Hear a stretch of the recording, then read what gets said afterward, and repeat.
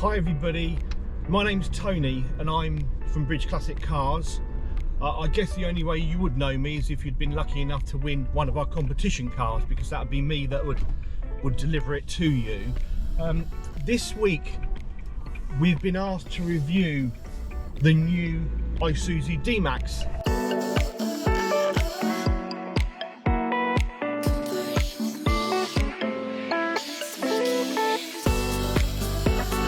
I think it's difficult not to compare it to my regular drive, which is a Toyota Hilux Invincible.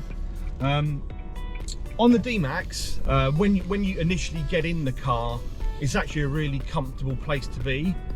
The leather seats are really nice and give you really good support on the back, which is great for long journeys, which we do. And like anything, the more I drive it, the more I find to talk about and the more options I come across and find. The power steering on this is really light. It's probably the lightest power steering I've ever used. For reversing, that makes it really easy. But when the ride's a little bit bumpy as it is in here, it can make it a little bit difficult to keep it in a straight line, if that makes sense, because it is really light. But I do like it. Out the back, which obviously you won't be able to see, the flatbed doesn't have the hard cover over it. It has an electric sliding cover that's remote operated, and when it retracts it just coils up into a cupboard just behind the cab. I really like that. I think it's a really cool feature. And underneath that is fully carpeted, which may or may not be suitable depending on what you're wanting to haul.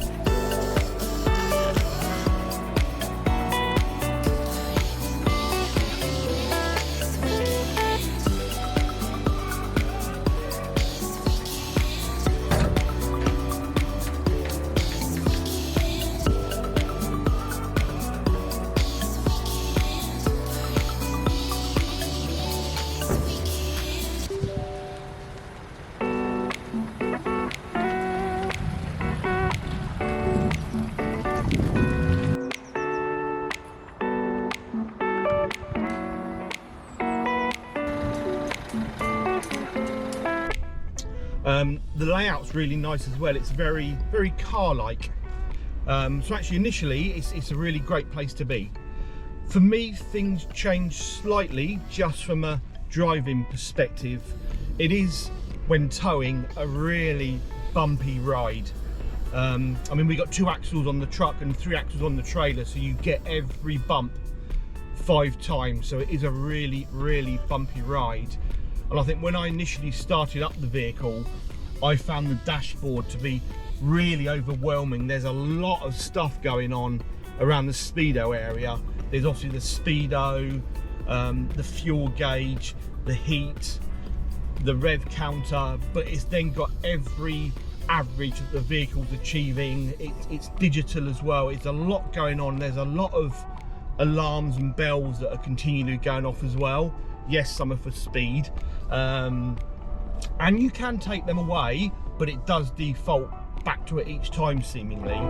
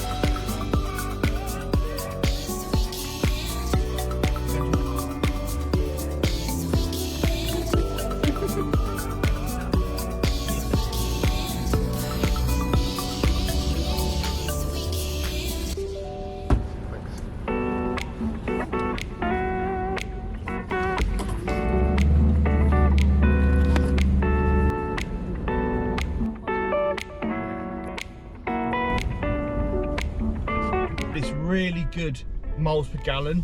I've averaged 29 miles per gallon so far, which is really good compared to what we're used to. I really like that the AdBlue top up is right next to the fuel, where you put the fuel in, so that's really handy rather than being under the bonnet. The main touchscreen display is a little underwhelming, I have to say. It's quite dark in appearance. There's not too much going on it either. You don't have sat nav. You can connect your phone and use your phone through the display.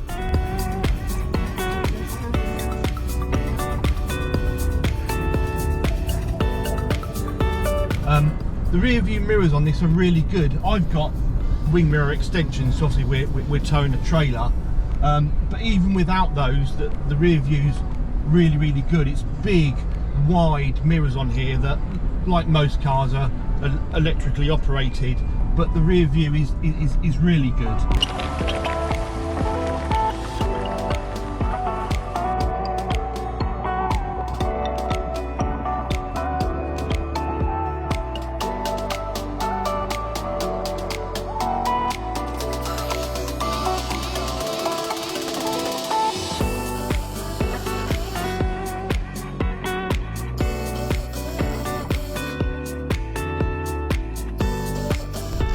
In the front, it's got heated seats, but it's it's nice. It's a nice place to be, but it is a really bumpy ride.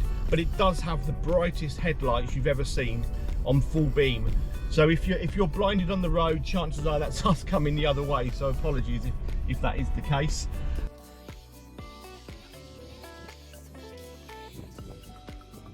It has parking sensors front and back.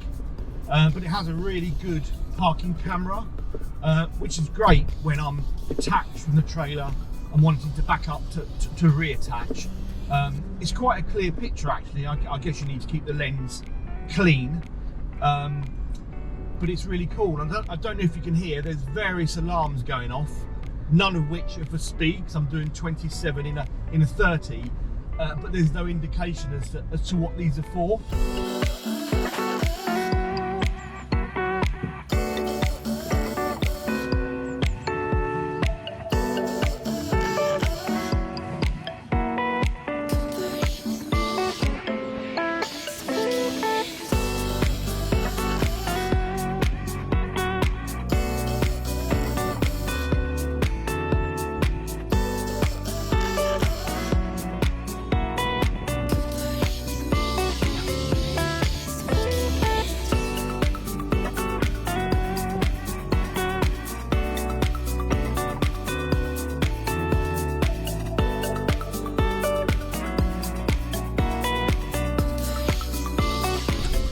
Just a note on the engine, it is a 2-litre engine, and we may have to push it slightly hard when we're towing and hauling a vehicle, but actually it's surprisingly quiet. In fact, the engine is really quiet on this. The gearbox is nice as well. It doesn't have, I guess, your typical commercial type gearbox where you're hovering between gears for quite a while before it engages. It's quite slick.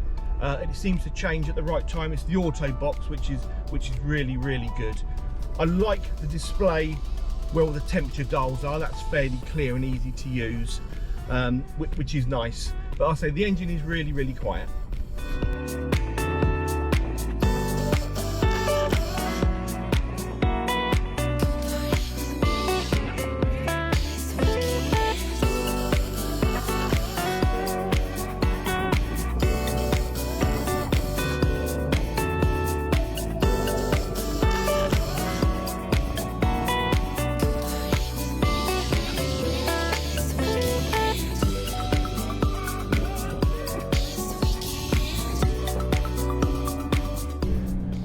Visibility for the truck is really good actually.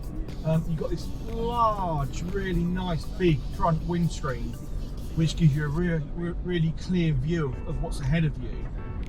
And the glass to the side seems larger than normal, which I really like, especially with the trailer when I'm reversing. And what I'm not used to is being able to see clearly out the back, because on our truck, it's a twin cab, but it's got the covered bed that's then got tinted glass. so I get almost a shadow of the trailer, where I can actually see the entire trailer throughout the rear window on this, which I actually quite like. So visibility on this is really good.